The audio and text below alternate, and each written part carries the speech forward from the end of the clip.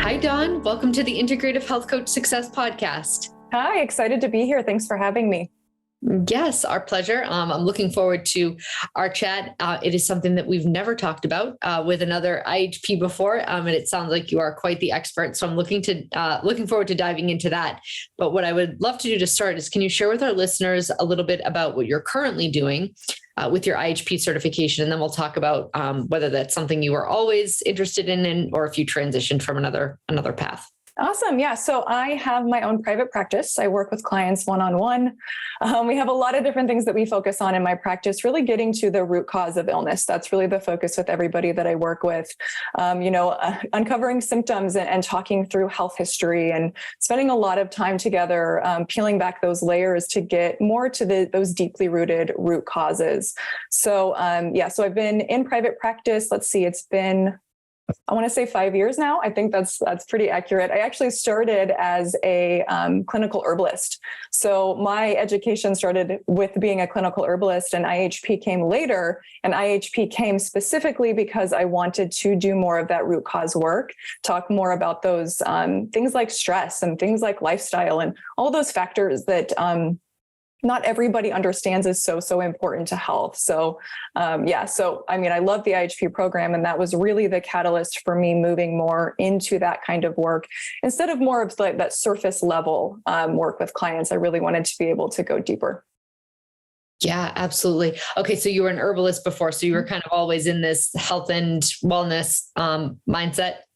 Well, I wouldn't say that. I was an herbalist for a few years prior to doing IHP. So prior to that, I actually was in the business world. So I graduated with a business management degree, and I was working at a commercial real estate company for a period of time. Then I stopped doing that when I got married, and I started a pet sitting business.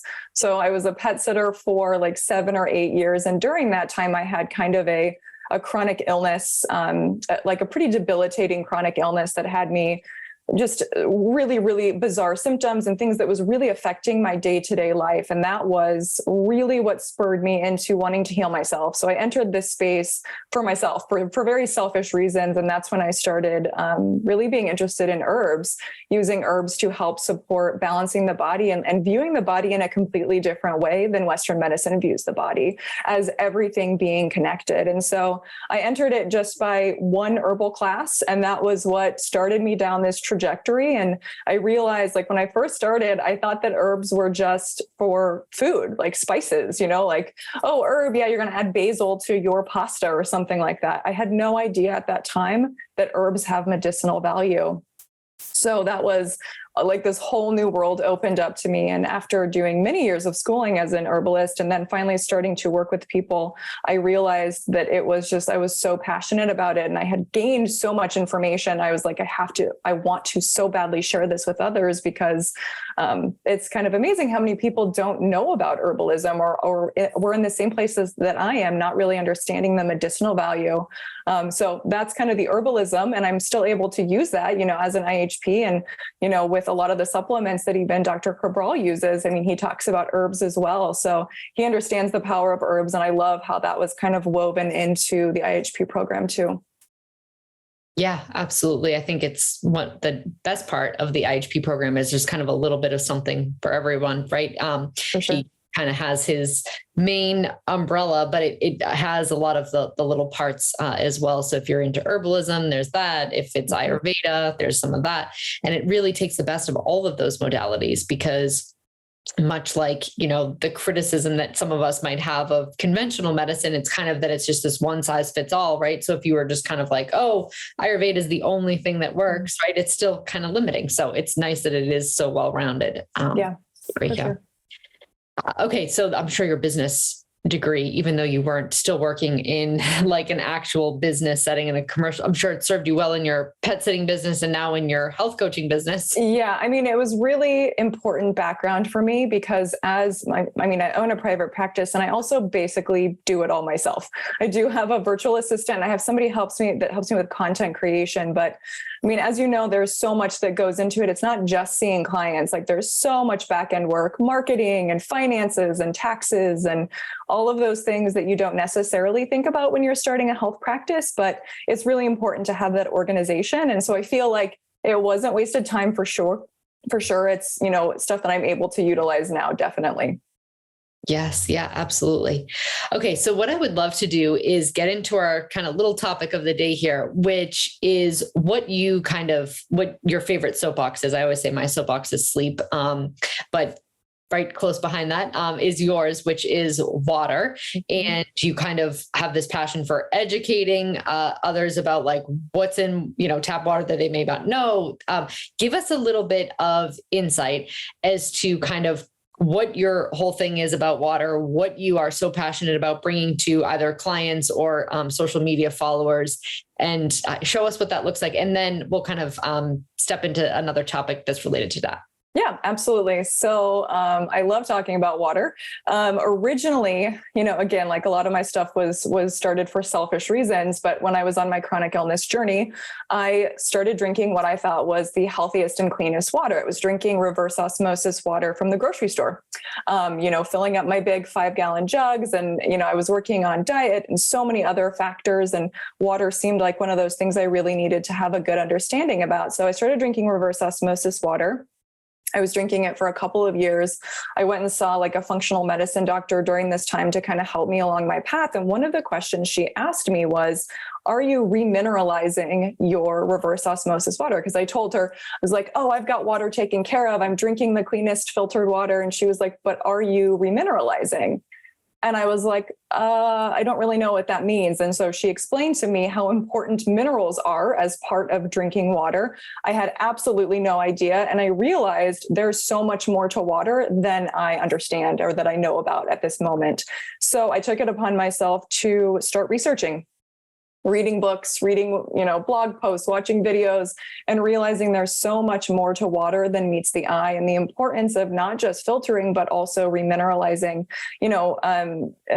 One of the things I say is that stop drinking, no longer drinking tap water is one of the most important things that you can do on any journey of health. And it's such a simple thing that some people don't necessarily think about. We think that the government or the regulations are protecting us from chemicals and things in our water, when really a lot of those regulations and things haven't been updated in many, many years and many, many decades. Many things are not being filtered out. The different levels of certain contaminants that are in water are not necessarily safe either. And so anyway, I started remineralizing my water and I felt an immediate difference. And so drinking water that doesn't contain any minerals can actually be dehydrating. So you can actually deplete your own mineral status by drinking water that doesn't contain minerals. And I had absolutely no idea. And I felt that immediate change when I started adding minerals to my water. So I read a few different books about water and started taking classes. There is one of my great teachers, Isabel Friend, has so many fascinating courses about water. And it just opened my mind to this whole other world that I wasn't aware of. And so one of my big passions, again, is just helping people to stop drinking tap water. I always say doing something is better than doing nothing. And I also feel like water filtration is a very complicated topic. I think we've made it very, very complicated because there are so many options on the market and people don't know how to shop for water filters and they don't know what to look for. And also there are a lot of companies that don't necessarily back up their claims. And so it's like, how does someone, just a general person, filter through that information, no pun intended, to find the right water filter for them? And so that's one of the things I help my clients do. In addition to working with clients one-on-one for health, I also offer hydration consultations to help people understand their water quality report, going line by line, helping them understand water testing options. Like, what do we really need to be testing for? And what do we need to be looking for? And what companies are good to work with? And why is this important and why does this matter? I do water Q&As on my Instagram page really, really regularly. Somebody asked me last week when I did one, is it really that important to filter your water?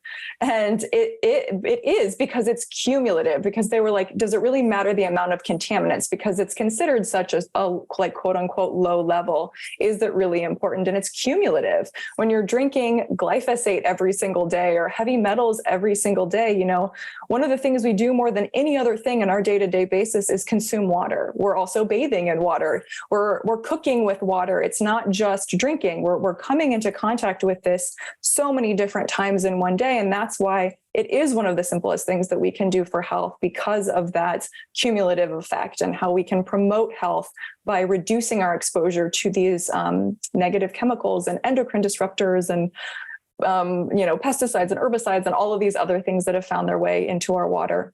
Yes. So I mean, could not agree more, right? What I always tell clients, if we can control what we can control and you can better make choices for things that are in your control, then the other stuff that is wildly out of our control, because there's a lot when it comes to our health and wellness, why not do that, right? And water is, like you said, it's something that you're consuming. It should be doing something really beneficial. But if you're not consuming something that's clean or remineralized and actually hydrating you, then you're not doing the quote unquote good that you think you might be doing. And our air outside, just walking down the street, is contaminated. Food, if you choose to eat out every now and then, right? Like no telling what's in that. So all of those things that are out of our control, if we can kind of keep control in our house, right? At least with what we're consuming for water, what we're brushing our teeth with, what our skin's absorbing in the shower or the bath. Yes, I could not agree more. So you kind of made one point, which I would love to touch upon, because my father actually worked for the water department in the town that I grew up in. And when I told him I got a water filter, he's like, "Oh my God, I can't believe you're wasting your money with one of those. We have the cleanest water in the country, yada, yada, yada." And I'm like, "Dad, the guidelines are so that like nobody keels over and dies from drinking the water, but they're not, the guidelines aren't like, this is really good water to be drinking," right? So tell me a little bit about what are the biggest issues you see with tap water, and how do you kind of convey that to your clients or your social media followers to kind of sift through when they think like, oh, like it says that we have good water in our town. Right. Yeah. So a lot of those regulations have not been changed or updated since the 1960s or the 1980s. Nobody's really going through and changing or updating or making account for all of the new contaminants that are in our water now. So every year, every water municipality is required to provide a water quality report. So if you're on any type of municipal tap water, you should be able to access your yearly water quality report. They usually send it in the mail as well, so it will come as a document. You can also access it online. I think this is a great place to start. Most people just throw their water quality report away. They get something from their water municipality, it's with their bill.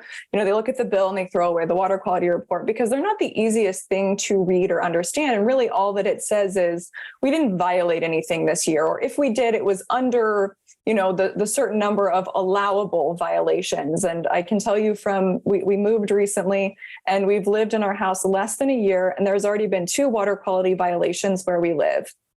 And one of the unfortunate things is you can't do anything about it when there's a violation. So they notify you after the fact, after the fact that you've been exposed to things that bacteria or viruses or, things that you definitely don't want to be consuming in your drinking water. And it's too late. The damage is already done. So that's like being proactive, where filtering so that you don't have a violation that you don't have any control over or any power over.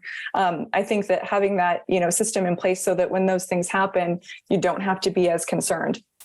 So on a water quality report, there's not going to be a whole ton of information as far as what they're required to tell you that they're testing. And that's probably the first problem. They're not testing for a lot of the things that exist in our environment now. They'll have to tell you some specific metals, things like arsenic. And arsenic is unfortunately a big problem for a lot of water across the country. And the other thing to mention is water across the country is going to vary a lot state to state. So is there a lot of, monocropping going on in your area? Is there a lot of cattle ranching, or what kinds of things that you're going to be exposed to is different than the things that I'm going to be exposed to? And water municipalities are not necessarily testing for those things. One example is going to be pharmaceuticals. So pharmaceuticals are very, very prevalent in drinking water. It's not being tested and it's not being filtered out. So that's a huge, huge problem that I don't think people are aware of. Pharmaceuticals make their way into tap water facilities through a variety of ways. And it ends up, that we end up drinking very minuscule amounts of those things. But again, it's cumulative and it ends up being endocrine disrupting. And so that's a really big problem. So one thing I would like to explain is how water ends up at your tap, because I think that's also really important. There's two ways. The main way is through something that's called an environmental intermediary. So what this means is water is pumped from a specific open body of water. In my case, I'm in Nebraska. Water is pumped from the Missouri River. So the Missouri River water is pumped. It goes through a water municipality. Multiple different filtration things happen at a water municipality. If you ever went on a field trip as a kid, I know I did, you maybe saw some of those filtration methods. So it does go through a variety of filtration. Chlorine is added as a disinfectant. Sometimes you can even smell chlorine in your water in certain areas when you turn your tap on or when you're taking a shower. Has many, many harsh reactions for skin. It's not good to consume, especially in higher quantities. So there's problems with chlorine, but it serves a really important function here because of the number of contaminants that are in the water. So it's actually helping to kill things that may indeed be worse than the chlorine itself.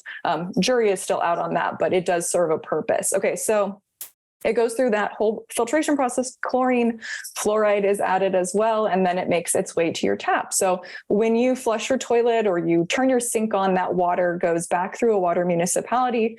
Lots of filtration methods are utilized, and then it's dumped back into the same place where it's being pumped out of.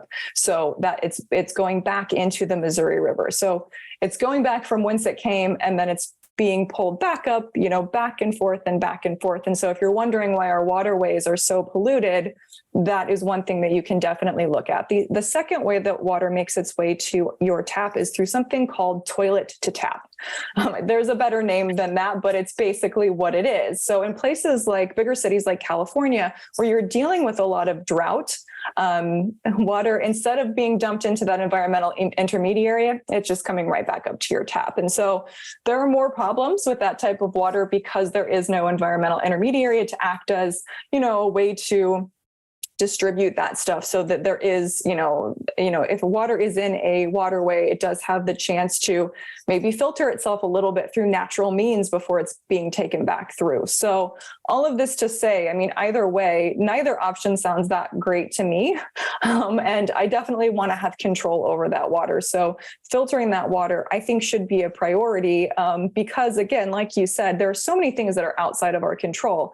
And with water municipalities, if there are violations, that's outside of your control. But if you have a water filter, especially a whole home water filter, you're going to have some peace of mind that if something really bad did go through to your tap and to your drinking water, at least there was another layer of protection to protect you from whatever that was. Did I cover your question there? I feel like I kind of forget what the question was in the beginning. But remind me, do I need to go over more? So do I. I forget what the question was too, because you gave me the answer. I know that for sure. And even more information, because that wasn't even something that was on my radar, but so important, right? I think so many people just like turn the faucet on and they're like, oh, clean water. We live in first world country. We're so lucky to have clean water. Mm-hmm. And it's the whole process of like how it gets there is so out of sight, out of mind. Mm-hmm. And sometimes I'll see like the inside of like pipe pictures, like on Instagram from people who are, talking about clean water. And I'm just like, oh my God, like that's what the water is coming through. Mm-hmm. And unless you kind of have some, education around it or some sort of knowledge about how it's getting to the tap, you kind of are just in like ignorant type of bliss. And it's so important to highlight. So I'm so glad that you brought that up because I probably never would have thought to even ask. Mm-hmm. But even when like, I think about like, it just kind of like recirculating, right? It's, so crazy. A little horrifying. I know. Yeah. It is one of those things that's out of sight and out of mind. And I would venture to say that the people who are in those toilet to tap areas probably don't even know that that's the kind of water that they're drinking.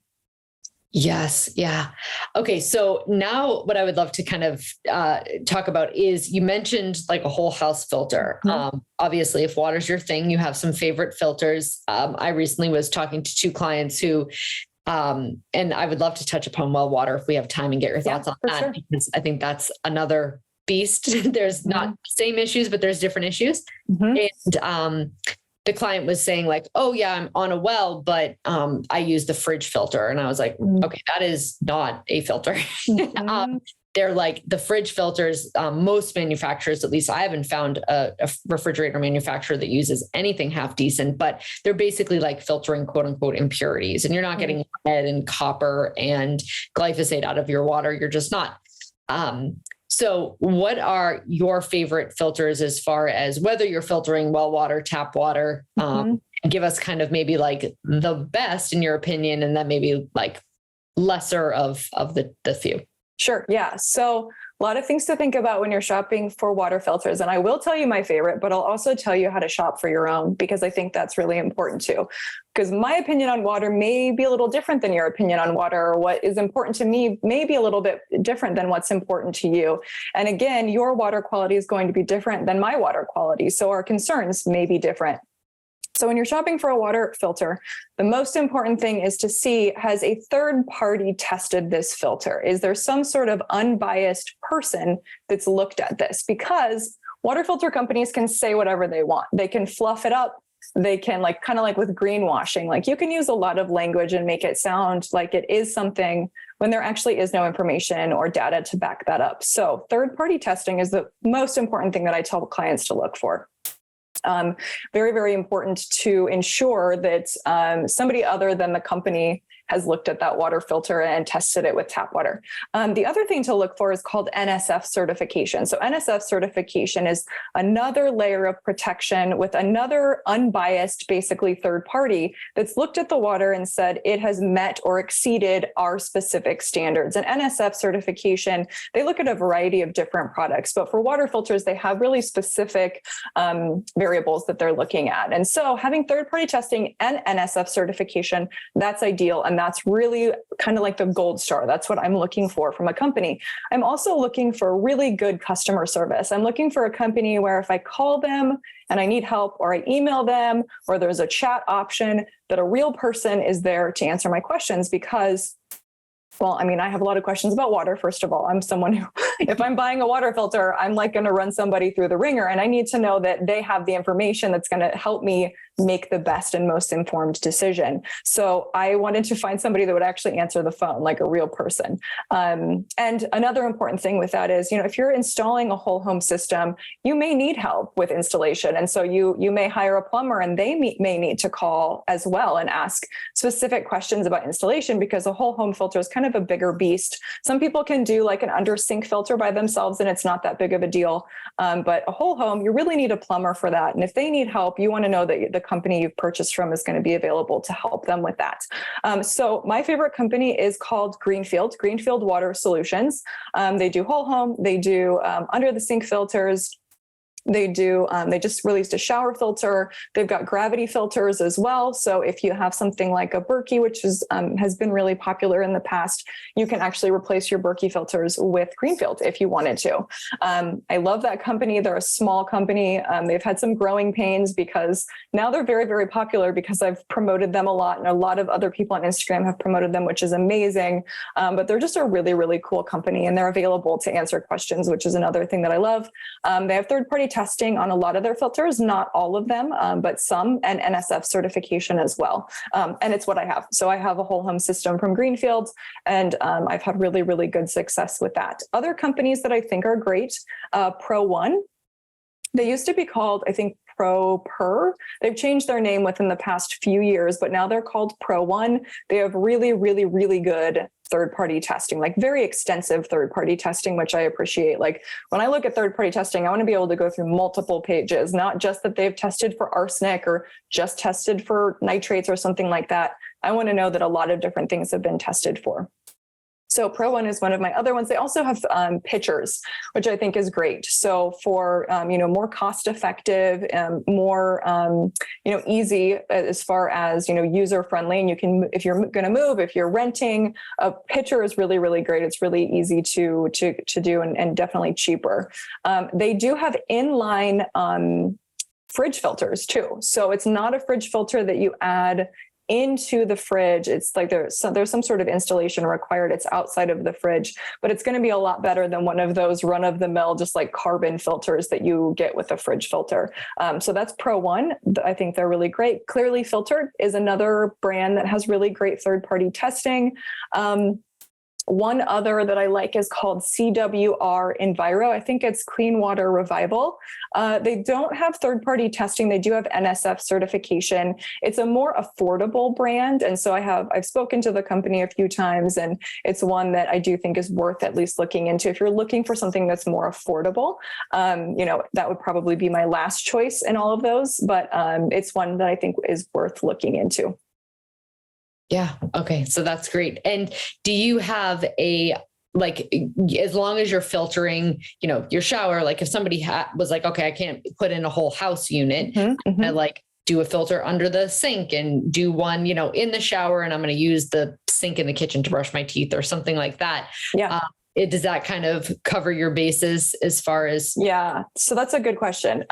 If you can't do a whole home filter, that's okay. Not everybody can. And especially if you're renting or you're in a place where you're going to be moving soon, I understand that it doesn't make sense to do a whole home filter. Drinking water is always the priority. So either doing, if you can do an under the sink filter, that's always going to be better than something like a pitcher or a gravity filter. And by gravity, I mean one of those big, like the I don't even know what they're called, like not aluminum, stainless steel, like Berkey. Containers. Yes, exactly. Like Berkey. So that would be what a gravity filter is. And so that's another, option if you're going to be moving. So I would prioritize drinking water for sure. But I do think that shower filters are really important, especially for that chlorine aspect, because chlorine can vaporize into the air. So you can actually breathe it in addition to having it absorb into your skin. So for me, if you can't do whole home, prioritize drinking water. Shower filter would be next. There are bath filters. CWR Enviro has a bath filter that you can put, it's like a little thing like this and the water runs through it. It's not going to be able to pick up a ton, but it's going to pick up something. And I always say something is better than nothing. And then the final thing, if you really want to, make sure that you're having the cleanest water at every faucet and you can't do whole home, you can get an at the faucet filter. So there's something called a Filter Baby. This is a newer company that's come onto my radar, and they have really great third-party testing as well. Any standard bathroom sink you can add this onto.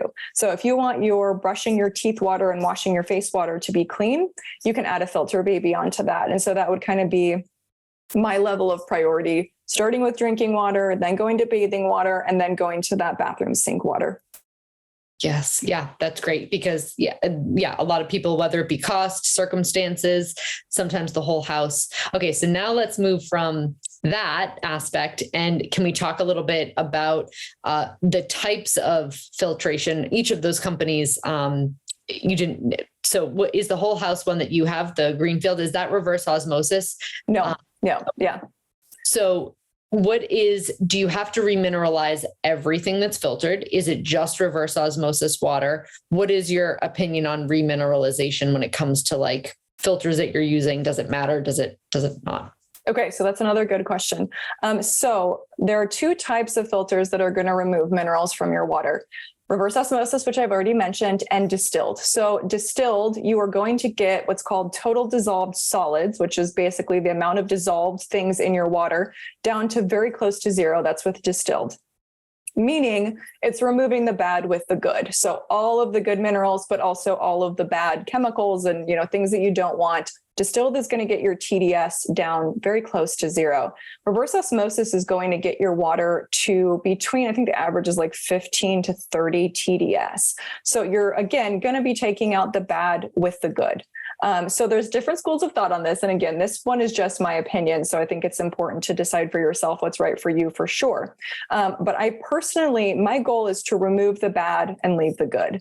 I had a very bad experience with reverse osmosis water, and I've had many, many anecdotal situations where people have told me other bad experiences with reverse osmosis water, not being able to get that the remineralizing process right, not being able to get either enough or maybe doing a little bit too much. And yes, so I believe that every glass of water that we drink should have minerals in it. So if you're using distilled and reverse osmosis, it's my opinion that you should remineralize every glass of water that you're drinking. The reason for that is there's a lot of reasons. First, if you talk to a reverse osmosis salesman, they'll tell you that you're going to get all the minerals you need from food and you don't need it in your water. Unfortunately, our food system is such that our soil is completely depleted and we are not getting the minerals that we need from food. So that's problem number one. Problem number two is you can deplete your own electrolyte and mineral status by consuming what's called hungry water or naked water or pure water. Like there's a lot of different names for it, but what it means is there's no minerals in it. And you can actually dehydrate yourself in that way, where you're reducing your own minerals by drinking water that doesn't contain minerals. And there are studies to show negative health effects of drinking pure water that doesn't contain minerals. So that's kind of my opinion on reverse osmosis and distilled. For me, my goal has always been, let's remove the bad and leave the good. And if we need to add a little bit more minerals on top of that, that's a situation that is going to kind of depend on your health status and where you live. So minerals, every open body of water, there's going to be minerals in that water because minerals naturally occur in water through the hydrological cycle. Water picks up minerals through that process. And so humans have been consuming water that contains minerals forever. We've always been consuming from open bodies of water. So the mineral piece is really, really important. You can test your water to see how many minerals are in it. The company MyTapScore is my favorite company. It's what I use. I actually have a well on my property. So if we have time, we can certainly touch on wells because that's a really important topic too. But knowing how many minerals are in your water can be important. Your water municipality will tell you how much calcium and how much magnesium is in your water. So you can at least get a baseline on that because both of those things are important for health. So helping to boost your calcium and magnesium stores through drinking water. So with Greenfields and Pro One and Clearly Filtered, those are all filtration processes that are removing the bad as much as possible and leaving the good. So you don't necessarily need to remineralize that water. It's definitely less of a concern for sure. So I, in general, don't remineralize my water because the minerals are luckily not being removed from my water. Okay. Yeah. And this minerals, right, could be just about, I mean, zinc and copper and manganese and chrome, like selenium. Those are all minerals. And then there's electrolyte minerals, which are calcium, magnesium, sodium, and potassium. Right. I'm curious your quick take on, because electrolyte powders are kind of like, people are totally, I think, overdoing it. I think there's a time and a place. And then there's the, overdoing it, and people are drinking like electrolytes and all day, every day. What are your thoughts when you say minerals? My guess is you're talking about more than just the electrolytes. But specifically, if we were to talk about electrolytes, do you think that it's beneficial to add those to like a first morning glass of water? What's your opinion on that? Yeah, that's another really good question. And I share your opinion about the overdoing feeling. You change the pH of your water when you add minerals. And yes, when I'm talking about minerals, I'm talking about all the minerals. When I drink water, I want to get like 87 trace minerals in that water so that there's some sort of balance, because mineral balance is really important. You don't want to overdo one type because you can actually end up depleting other types of minerals through that process. And so balance is really, really important. And I think in this health and wellness space, we're starting to realize this more and more, like with hair tissue mineral analysis, we're understanding that mineral balancing is a really important part of health. So I agree. Electrolytes have a time and a place, certainly. I utilize electrolytes when I'm sweating, when I'm working outside, if I'm sick, if I'm having any kind of specific ailment that would require additional hydration of some kind, that's when I'm going to utilize electrolyte powder. I'm certainly not doing electrolyte powders every single day. What I like to do in the morning is I drink a warm cup of water with something called Soleil. Have you heard of Soleil before? No, but it's my niece's name. Oh, really? Okay. Yeah. I mean, it means sun, I think, right? Yeah. Yes, Yeah. that's a really cool name. So Soleil is a very heavily concentrated salt, basically. So what you do is you get a crystal salt, and crystal salt is an unrefined salt. So that's an important thing to distinguish. Table salt does not contain trace minerals. Unrefined salt contains trace minerals, a really good balance of trace minerals. So you make this by concentrating crystal salt in water.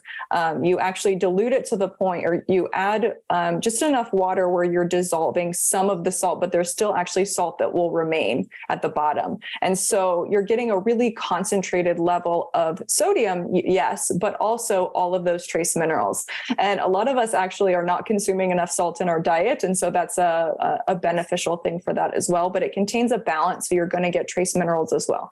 So I do just a tiny, tiny bit of Soleil in a morning cup of water, but that's not going to be the same as something like an electrolyte powder, because you're right, you're only taking a handful of minerals in those electrolyte powders. And fortunately, a lot of those electrolyte powders also have like artificial flavors and like things that you don't necessarily want to be consuming. But I think you certainly can overdo it. I think it's important for there to be a time and a place, and not necessarily having that as part of your day-to-day life.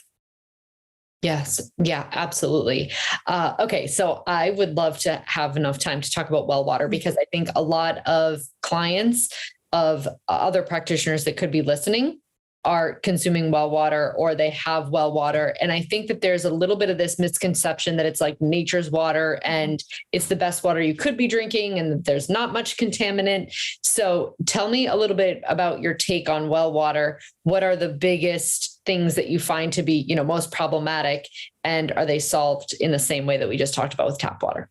Yeah, another really good question. And I get asked about wells a lot. I actually think I'm a little surprised by the number of people that are on wells. I think it's something I've kind of like not really realized. And now I live out in the country and I have a well. I'm on city water actually. And the reason for that is because I tested my well and there's vinyl chloride in my well. And so that actually just tells you everything you need to know. You don't know what's in your well unless you test, and you should be testing your well on a yearly basis. And that may seem like a lot or overkill, but in reality, so with wells, one of the really unfortunate things is anything that is leaking into the groundwater can end up in your well. So if you're in somewhere with animal agriculture, with monocropping, where they're spraying heavily with pesticides and herbicides, and a lot of things are making its way into the soil, you are going to have more problems with your well than somebody who's living somewhere, out in the mountains in a pristine area where there isn't any kind of farming or agricultural things going on, or chemical plants. That's another thing to keep in mind as well. If you live near like a nuclear power plant or any type of power plant, there are going to be things in that water. And through the water cycle, water will make its way naturally into the ground. And so depending where you're at, you can have all kinds of different things. I was absolutely surprised to see vinyl chloride in my water. It's a difficult contaminant to remove. It's not impossible, but there's different issues that can happen. If you know about vinyl chloride, if you remember the spill that happened in Ohio, like there are huge concerns with vinyl chloride, and that definitely gave me pause. I was planning on moving over to the well, but at this point, I'm not 100% sure we're going to do that because of the vinyl chloride. Other issues would be heavy metals, things like iron. So if you have rusty colored water, or if things are getting stained, that are kind of a red color, that's going to be a huge concern as well. Heavy metals definitely can be in wells. Bacteria, mold. With wells, the really important thing to keep in mind is nobody's protecting you from that well. There is no government organization or regulation. There's nobody testing that water. Nobody knows what's in that water until you test it. And so that's why keeping an eye on that, because things can change over time. You don't know what's going on 5 miles down the road necessarily. So if something has changed somewhere, there's something new that's happening, and things are being dumped into waterways or, something nearby. Really, really important to test your well and keep an eye on it. But so there are definitely concerns. There are wells that are super clean too, like that. It is entirely possible that you have well water that is pristine, very pure, no issues, but you just don't know unless you test. So for filtration, it's a similar mindset as far as looking at so you test, you figure out what's there, and then you find a filter that removes those things. So that's why I think having those testing results when you're looking at filter companies is so important. important. So you're comparing, okay, so there is iron in my water. Does this particular water filter remove iron effectively? And so you check those third-party tests, you see, hey, it removes 99% of iron. And I mean, one of the other things I will say is the limitations with third-party testing, because we don't know how much iron was in the water originally. If you're looking at a third-party test, how much iron was there to speak of? And so that's one thing just to, as an aside to keep in mind. But back to the well water. So ensuring that you're able to remove the things that are of biggest concern. And once you do that, so let's say you buy a filter, a whole home filter or whatever, you can test it then. So you buy the filter and then you test it again to see if it's effective and it's removing what you need it to remove. And that may seem like overkill, but it's worth it for the peace of mind, especially if you have high levels of something.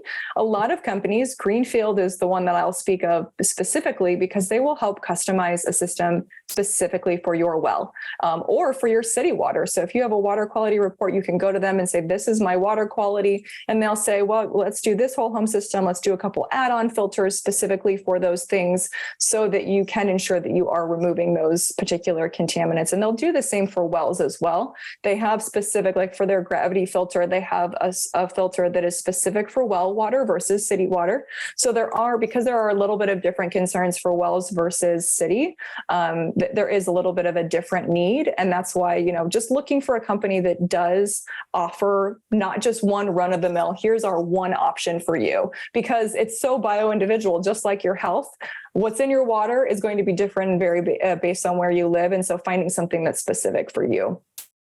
Yes. Yeah, absolutely. I think the point that you made about testing to see what's high so that you can then get the proper filter, right? I mean, it's no different than us testing our bodies to see what the toxicities are so that we can choose the best avenue to kind of get rid of it, right? It's all about exactly. Test, don't guess. That you kind of know what you're dealing with. I think it's so important.